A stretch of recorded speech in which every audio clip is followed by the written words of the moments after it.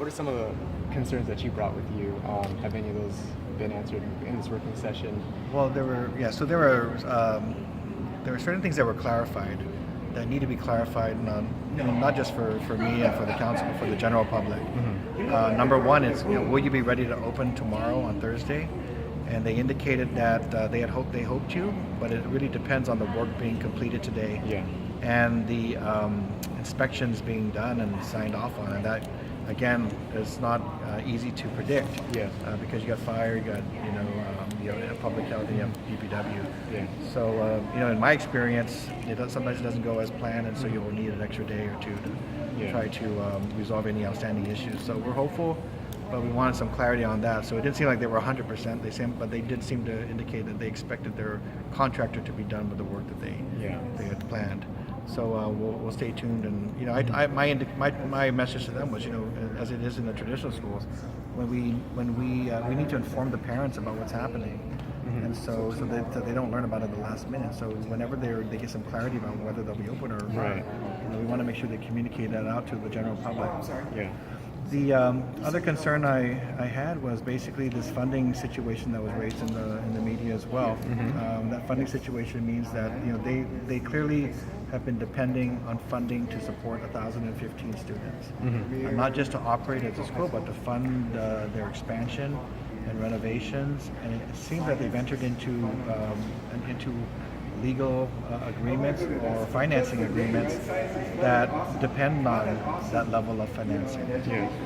So my concern is that the Appropriations Act that was previously passed by the legislature, that's currently vetoed, set their funding cap at $6,500 per student, but up to 740 students, and that's what we're authorized to release to them. Yeah. But it certainly falls short of what they've anticipated and what they've pledged to support these other agreements. Yeah. So I think the concern there is, number one, obviously if you're going to be disenrolling students, in order to be able to continue your operations, let us know so we're not so we can communicate with our administrators and have them facilitate the smooth transition for these kids and their families.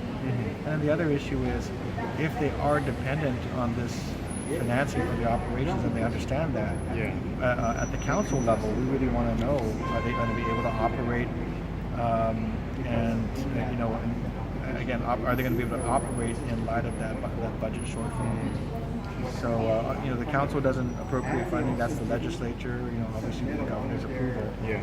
So, there's the discussion here was not about, there's no way we're able to get them more funding. Yeah. But at the end of the day, they're going to have to operate within that funding level. And I asked that, just as we are at the Department of Education, I asked that they come up and ensure that there's a plan by October 1st for again adjusting to the lower level of funding that might be in the budget.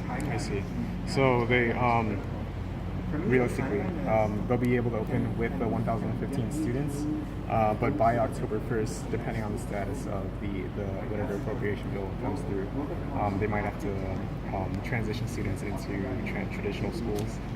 That's up to them. It's up to them. Basically, they have the ability to. In addition to the public funding, they have the ability to raise funds and to find other sources of funding. Go get loans, other grants. So we just want to know what their plan is from the council standpoint, as well as from the GDOE standpoint, so we can again accommodate any of the impacts that we might have on our school system. I see. So I think that's it. As I think every charter school that I learned and Guam, as well as DOE, we're all in the same boat. We all rely on appropriations to fund our operations, and we ask for a lot, and when we don't get the full amount, we operate within what we're given. Yeah. And it's our job to make sure we operate responsibly and set our priorities within that funding level. Got it. All right, Jon. Thank you.